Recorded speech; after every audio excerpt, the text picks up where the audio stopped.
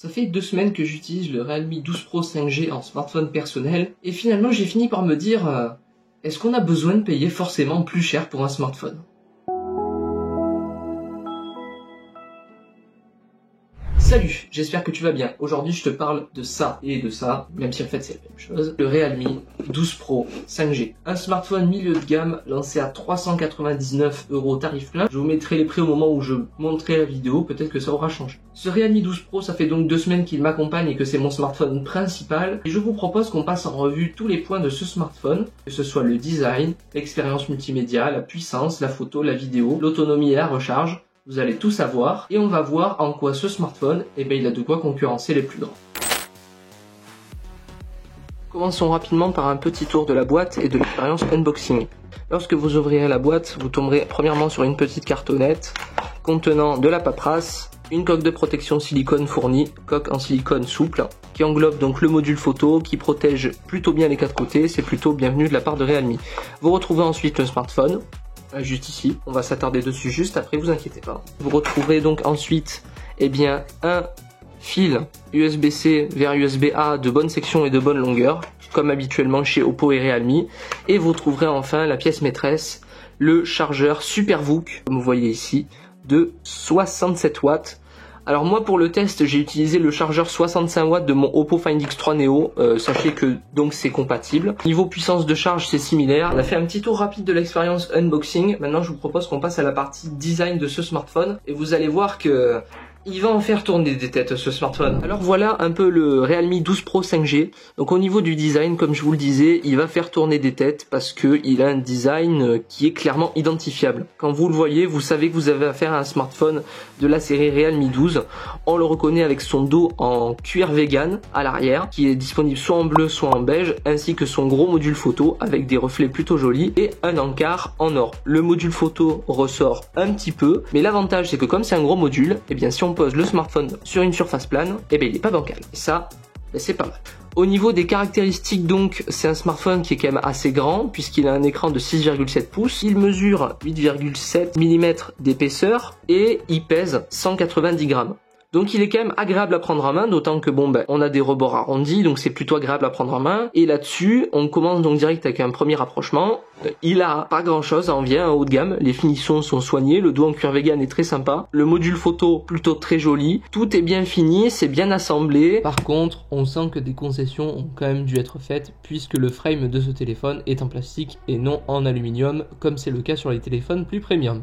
Les boutons sont qualitatifs, c'est du Oppo, donc on connaît, oui, puisque Realme appartient à Oppo. L'écran en façade, comme je l'ai dit, 6,7 pouces, OLED, 120 Hz, adaptatif 60 ou 120, c'est pas de l'écran LTPO à ce prix-là, fallait s'y attendre. Et au niveau des contours, vous voyez qu'on a des contours donc gris un peu dorés, avec donc tous les boutons du même côté, power et volume plus moins. En dessous, vous aurez votre prise USB-C, votre haut-parleur principal, votre micro principal et votre tireur SIM. Et au-dessus, vous aurez un micro secondaire ainsi qu'un deuxième haut-parleur, puisque ce smartphone est équipé de haut-parleurs stéréo certifiés Dolby Atmos. Allez, on va passer à la partie multimédia du téléphone. Donc, je vous propose tout simplement que l'on commence par un test de l'écran.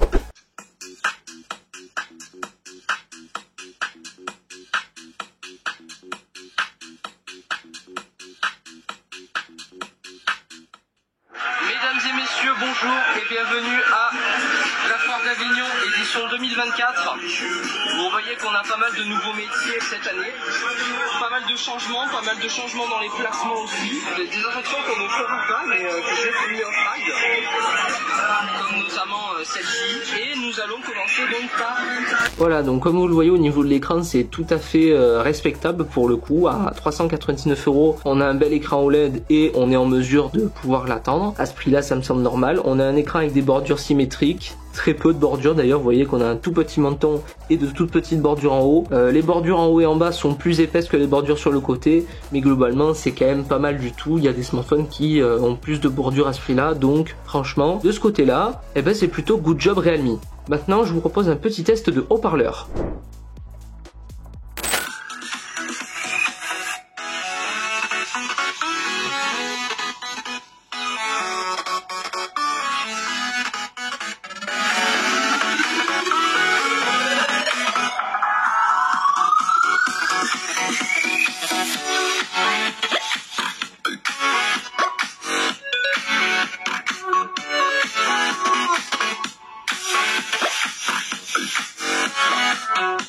Voilà, donc comme vous pouvez le constater, on a à nouveau des haut-parleurs stéréo avec une certaine asymétrie au niveau du son, le haut-parleur du bas étant toujours plus puissant que celui du haut, mais le son est bon, il y a quand même un peu de basse, donc ça fait plaisir pour des petits haut-parleurs de téléphone, surtout sur du milieu de gamme comme celui-là, et on a quand même une sacrée bonne puissance, vraiment, ça à pleine puissance, ça envoie quand même pas mal, donc ça fait quand même petite enceinte d'appoint, donc là-dessus pas mal. Cela dit, ces haut-parleurs ont un petit défaut sur mon unité, je précise, ce ne sera pas le cas sur tous les Realme 12 Pro je pense, du moins j'espère pas, mais sur le mien j'ai un petit défaut que je vais essayer de vous faire entendre tout de suite. Attention, la netteté de cette prochaine vidéo est dégueulasse.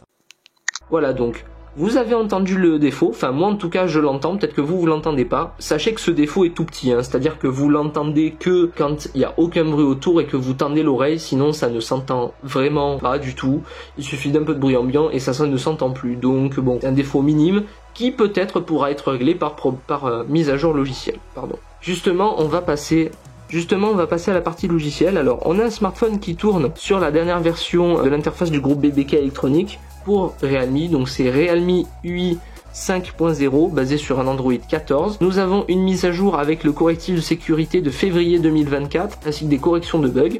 L'interface tourne globalement bien, le smartphone est équipé de 8 Go de RAM et de 250 Go de stockage, donc ça tourne globalement bien. Le smartphone est fluide, l'interface est plutôt bien optimisée, bien que le management de la RAM soit un peu compliqué pour certaines applis, je pense notamment aux applis du groupe Facebook qui ont une tendance assez régulière à se redémarrer lorsque je relance l'application au bout d'un certain temps d'inactivité. Comme on est sur le groupe BBK Electronics, vous avez toujours une interface qui est extrêmement personnalisable. Voilà, vous pouvez changer donc vos fonds d'écran, vous en avez plein. Vous avez une boutique de thèmes, vous pouvez modifier votre Always On Display avec donc ici moi par exemple j'ai mis les Bitmoji, donc c'est votre avatar Snapchat. Donc du coup bon ben ça va afficher différents Bitmoji. Vous avez également plusieurs Always On Display qui interagissent en fonction de l'environnement. Donc vous avez celui-là, la terre, l'ours sur la banquise, et vous avez plein de petits AOD différents, notamment un qui est propre à Realme, c'est celui-ci, voilà, qui est assez sympa au niveau du style. Enfin, vous avez du choix, vous pouvez modifier voilà vos icônes, vous pouvez modifier la couleur des icônes, la forme des icônes, la taille des icônes, afficher le texte ou non, modifier la forme dans les paramètres rapides, plusieurs animations d'empreintes digitales, voilà, je vous les montre tout de suite.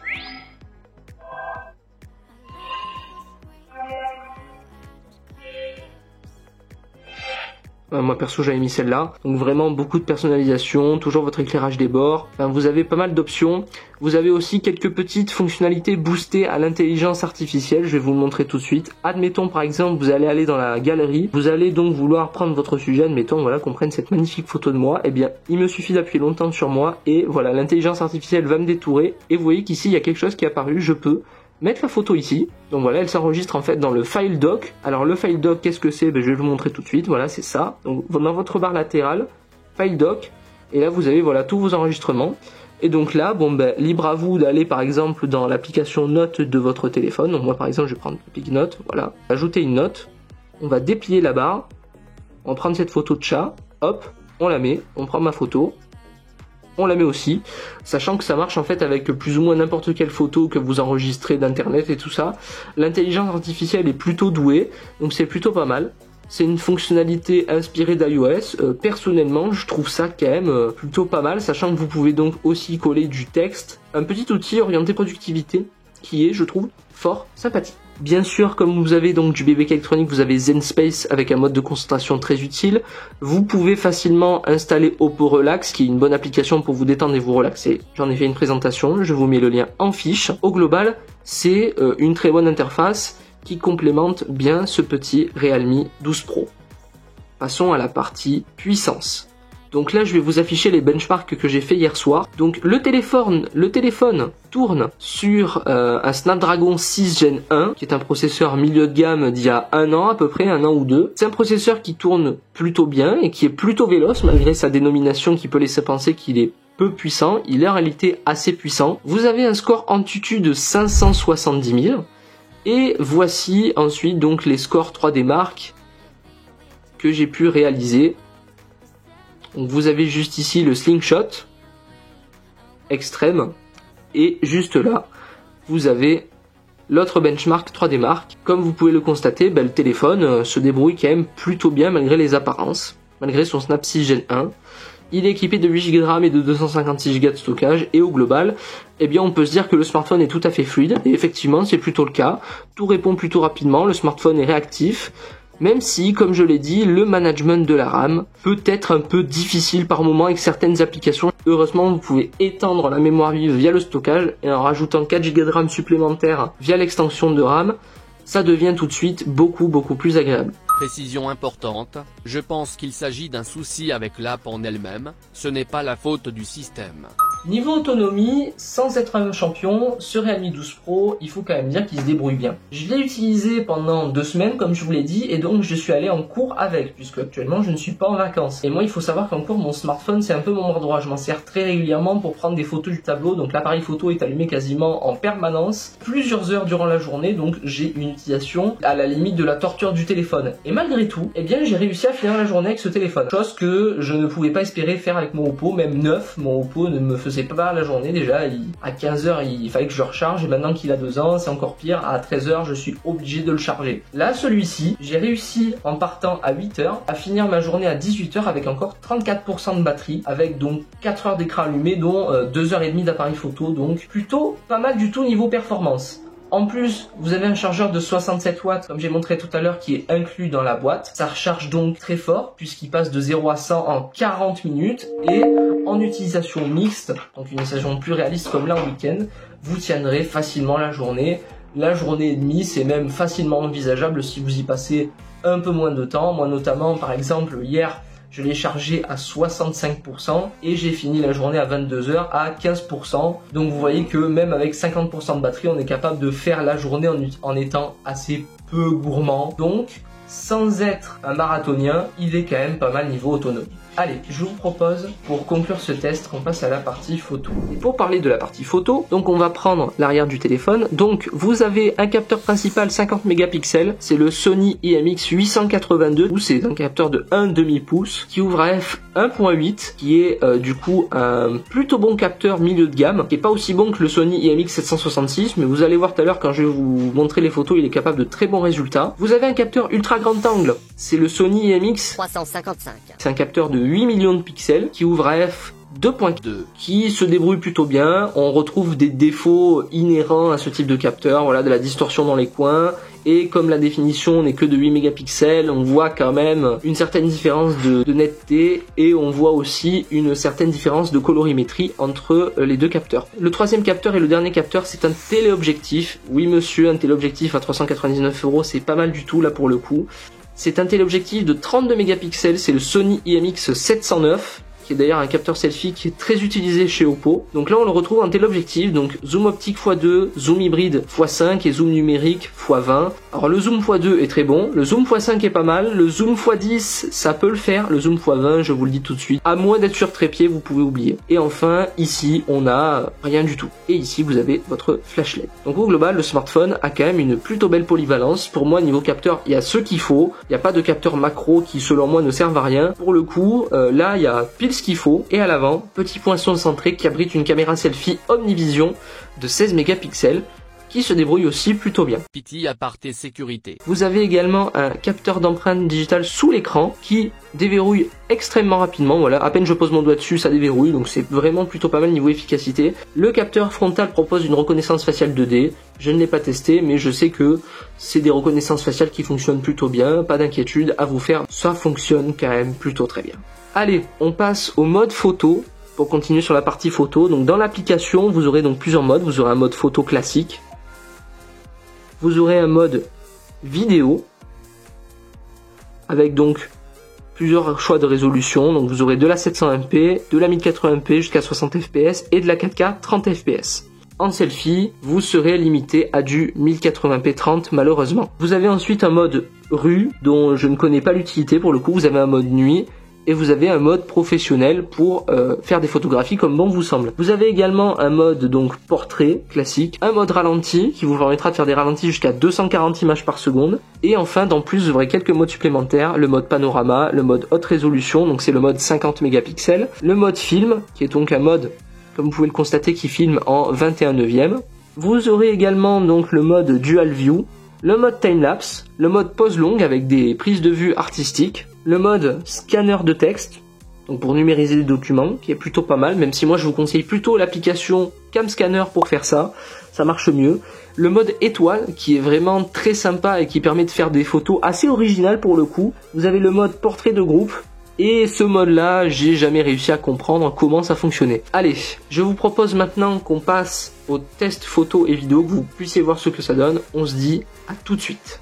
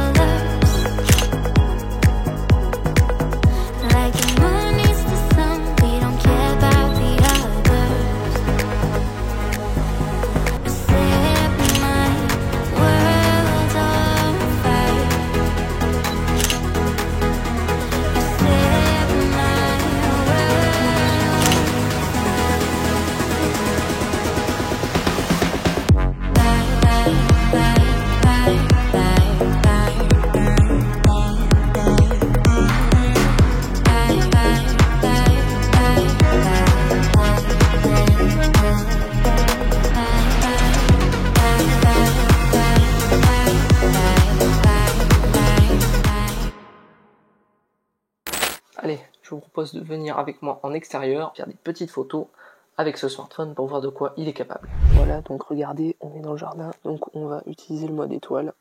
Voilà, donc là, à partir de là, il faut laisser le téléphone exposé environ 4 minutes, le temps qu'il s'occupe des petites étoiles que vous voyez peut-être un petit peu là, avec le pot. On en voit une ici, 2 autres petites là. On va voir comment il s'en sort. Mais je pense que la photo finale peut être pas mal. Là, il a presque fini son exposition, 4 minutes, ça prend un peu de temps. Par contre, ça fait des photos quand même assez originales et sympathiques. Et voilà, je crois qu'il a terminé. Voilà, il a terminé.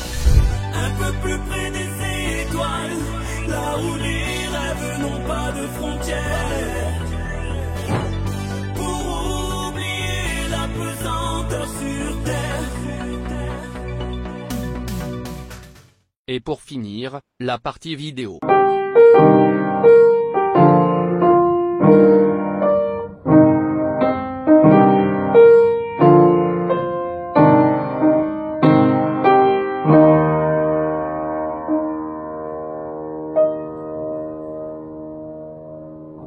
On se retrouve pour un petit test de la caméra selfie.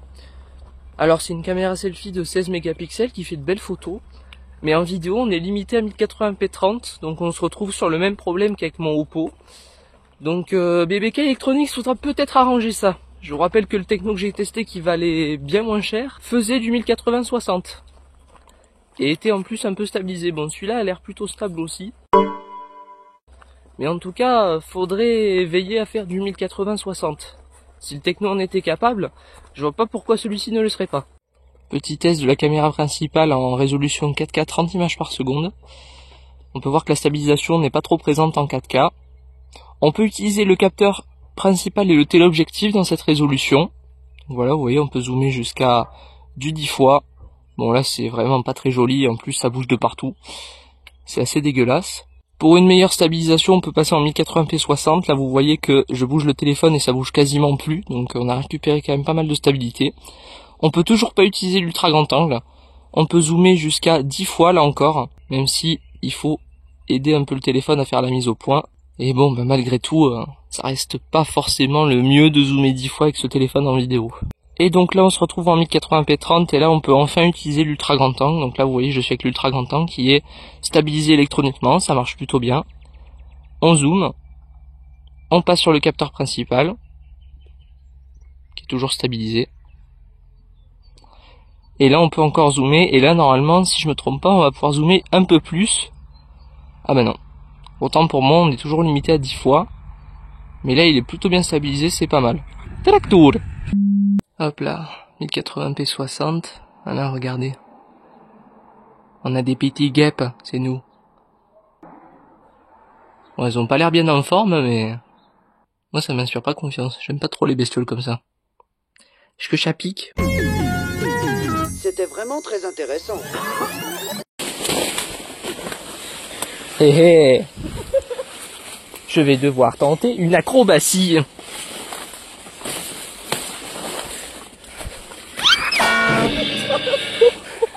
Voilà, on vient d'assister à une disparition en direct.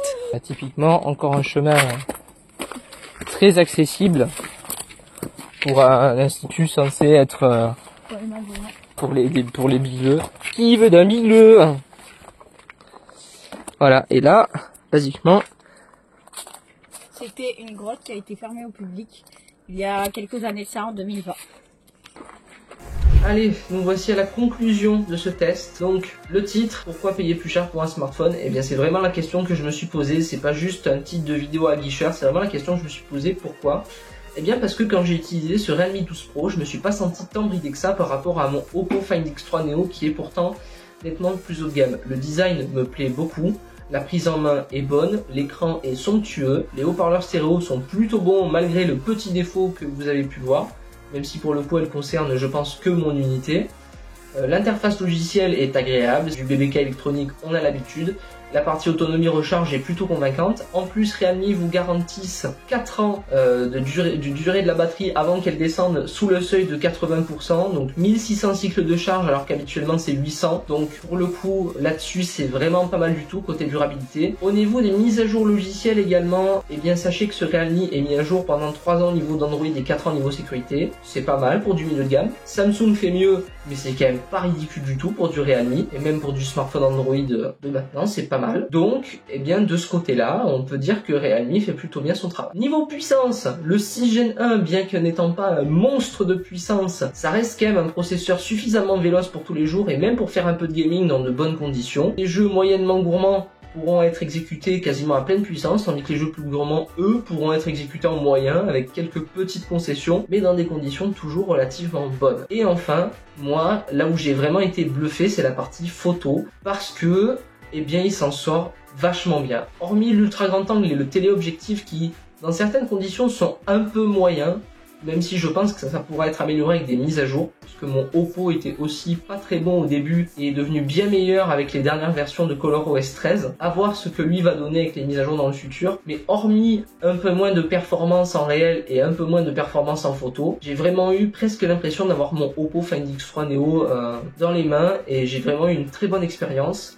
Et pour moi, dans 95% des cas, vous n'avez pas besoin d'aller acheter quelque chose de plus haut de gamme que ça. Ça, c'est un smartphone qui en fait fait plutôt tout bien, mais qui n'excelle dans rien en réalité en fait. Il fait tout bien, mais il le fait pas trop bien. Il y a des smartphones qui vont exceller dans un domaine, comme par exemple le Nothing Phone 2A qui va plutôt exceller dans la partie design, mais qui sur le reste sera plutôt correct. Ici, on a un smartphone qui est bien fini, qui est joli, qui prend de bonnes photos, qui a une bonne puissance. Je trouve que les compromis ont été faits aux bons endroits, ce qui fait qu'on a un smartphone qui est très équilibré et qui se trouve en plus en promo en ce moment à 299 ou 329 €. Et à ce prix-là, moi je peux que vous dire une chose, si vous avez ce budget-là à mettre dans un smartphone, mais franchement, foncez quoi. Vraiment, foncez.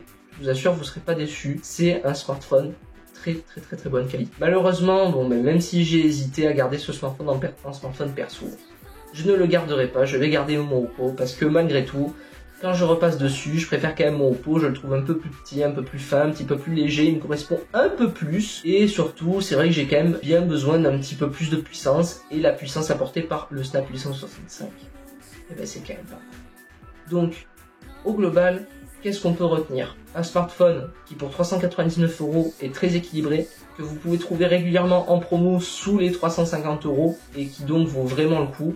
Une bonne puissance, une bonne partie multimédia, une très bonne partie photo pour son prix avec une polyvalence rare à ce prix-là. Voilà ce qu'est le Realme 12 Pro.